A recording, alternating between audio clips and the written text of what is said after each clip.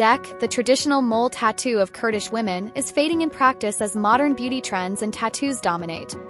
Mole tattooing, the practice of etching small marks and designs onto the face, hands, and arms, has long been a cultural tradition among Kurdish women.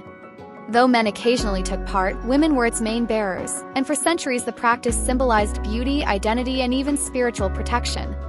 Unlike today's colorful and elaborate tattoos, Kurdish mole tattooing was modest and symbolic. The most common was a small green or black dot near the chin or on the hands, instantly recognizable as a cultural marker. Among women now in their 50s and 60s, it was once rare to find someone without such markings. These moles were more than decoration. They were a visible statement of heritage, beauty, and belonging. This practice was widespread across Kurdistan, not confined to one town or province.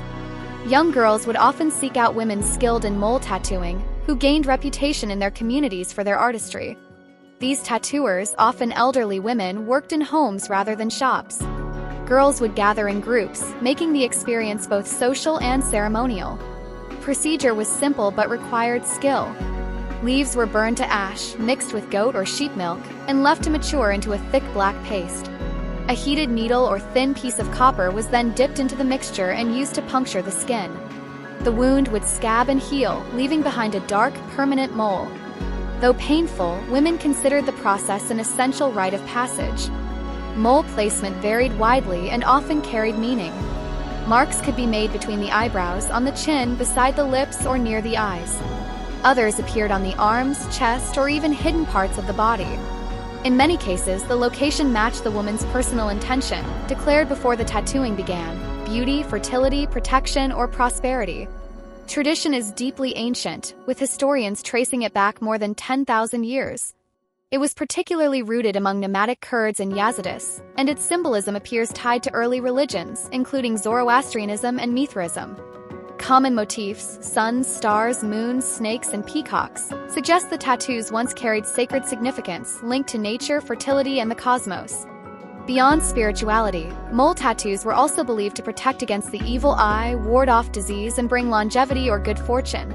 In times of war and hardship, they were thought to act as shields from bad fate. These beliefs also shaped rules around the tattooers. A woman performing mole tattoos could not be divorced, disabled, or someone who had miscarried or lost children, as it was feared her misfortune might transfer to the recipient. Practice also inspired art and poetry. Classical Kurdish poets often wrote about women's moles as symbols of beauty and charm, weaving them into verses of love and attraction. To them, a tattooed mole was not merely an adornment but a sign of authenticity, a mark that distinguished the Kurdish woman from others. Known as Dek, the tattoos carried both pride and philosophy. They were small, but they conveyed courage, identity, and continuity. For many, to bear a mole was to embody both beauty and resilience. Today, like many traditions, mole tattooing has declined with rapid modernization. Modern tattoos, using machines and colorful inks, have replaced them for younger generations. Yet in many Kurdish towns and villages, older women still carry their moles proudly, their faces and hands serving as living archives of Kurdish heritage. Though fading, mole tattooing remains a reminder of how beauty, faith, and culture once intertwined, a tradition quite literally etched into the skin of Kurdish women, carrying their history forward even as times change.